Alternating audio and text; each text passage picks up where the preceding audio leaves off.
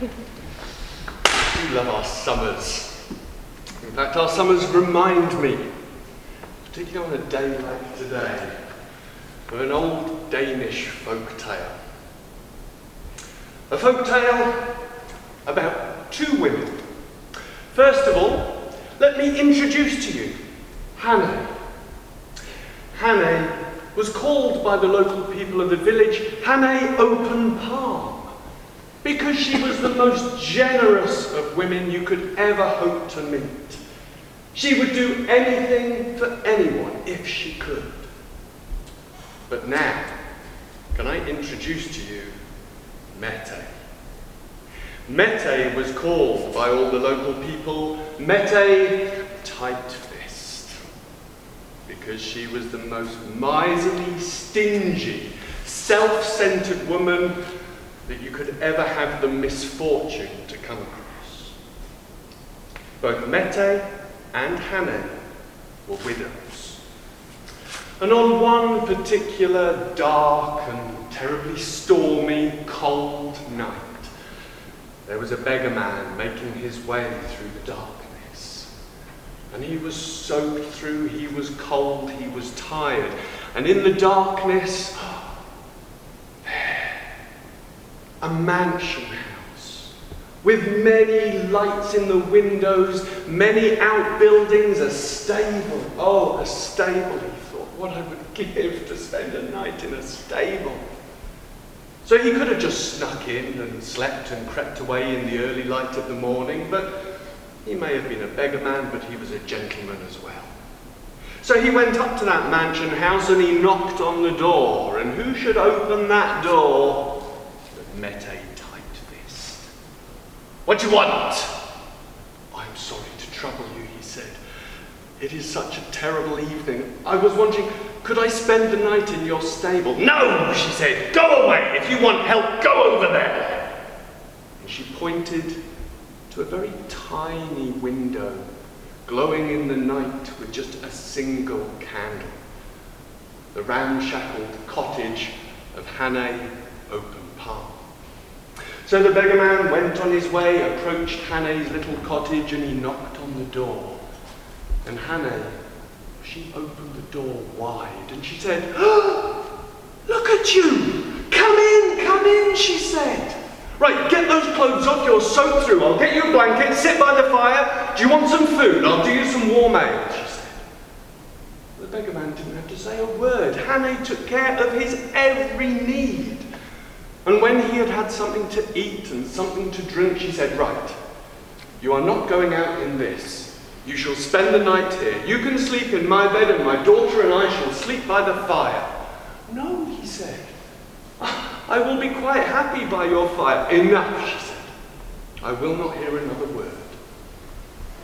So that night the beggar man went up, slept in a bed for the first time in years, slept better than he had done in many years. And when he awoke,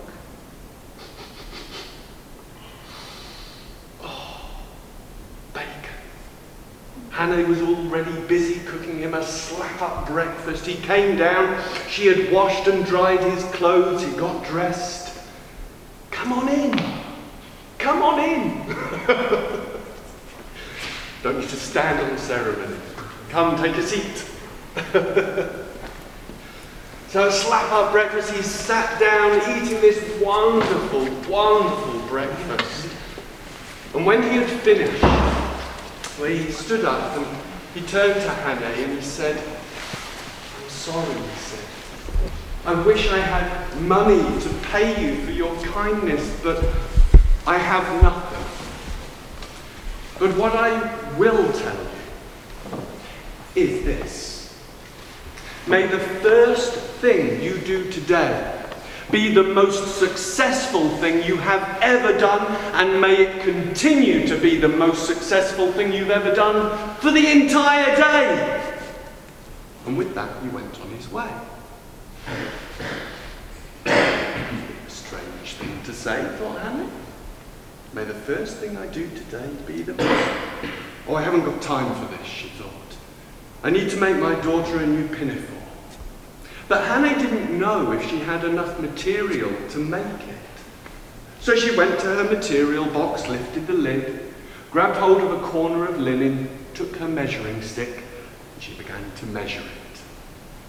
And she measured it. And she measured it. There seemed an awful lot more in this box than she remembered.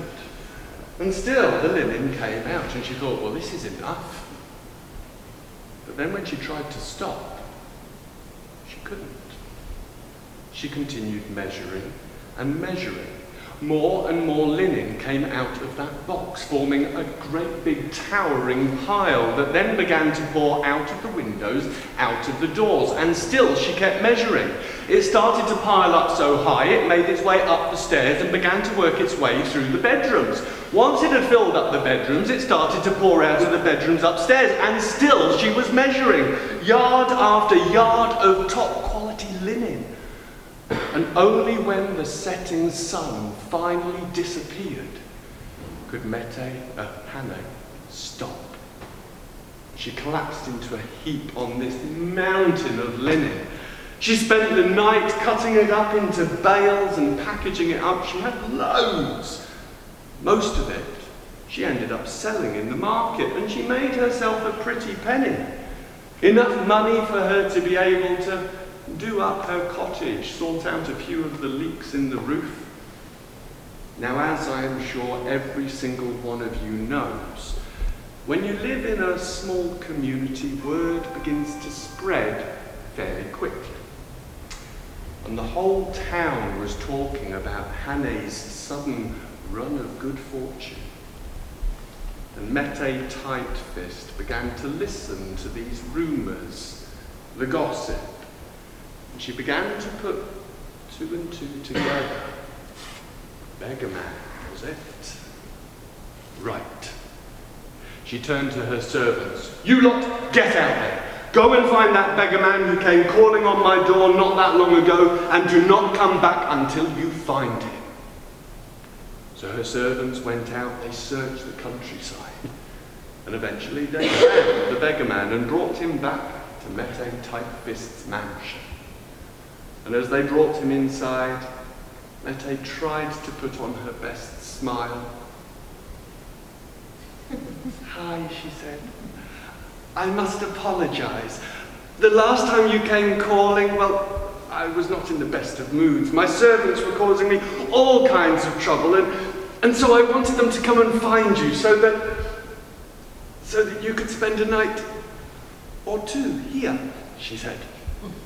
Oh, I don't want to be any trouble, said the beggar man. No, I won't hear another word of it, and you shall sleep in my bed. Well, that's very kind of you, he said. And then Mette Tightfist, she got the chef to cook this beggar man a meal, and after he had eaten, he went up and he slept. But Mette Tightfist did not sleep a wink. All she could think about was this dirty old beggar sleeping in her nice, clean, crisp white sheets. I'll have to burn them. Well, the next morning when the beggar man awoke, once more Mette Tightfist got her chef to cook him breakfast, and when he had finished, he stood and he said, "Thank you for your generosity. I wish I had some money to repay you for your kindness, but I have none. But what I will say is this. May the first thing you do today be the most successful thing you have ever done, and may it continue to be so for the entire day." And with that, he went on his way. Mette was beside herself with excitement. Do I count my money? Do I count my gold? I am going to be richer than Midas. Can I count both at the same time? Oh, and she was so excited about thinking about the mountains of gold, the mountains of money she was going to end up with by the evening. But Mette wasn't stupid. She thought ahead. Well, if I'm going to be counting my gold all day long, I don't want to get caught short. I better go to the toilet first. And so that proved to be the most successful thing she had ever done, and continued to be so for the entire day.